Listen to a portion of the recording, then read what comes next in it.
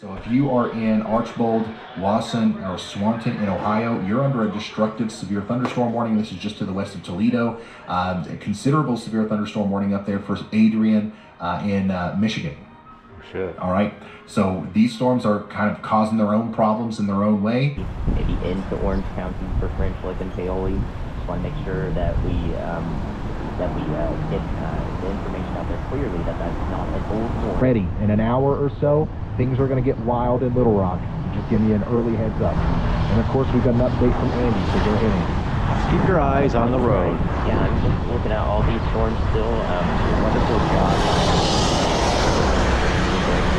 Not have a tornado warning. Alright, storms are now starting to come into Lucas County. Not under any warnings yet, but I'm sure that'll be changing here in a minute. Still about 84 degrees.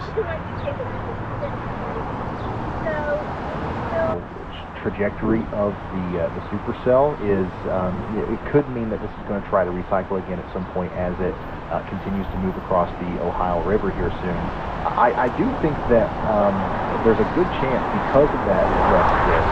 There's a better chance now that some part of the tail core and maybe whatever this new storm snow core looks like goes over a more populated area in Louisville. So I would just be ready for the storm in Louisville over the next part of it, and maybe potentially rotating part of it. It's going to go south because of this right here. You got to see how the kind of split in two.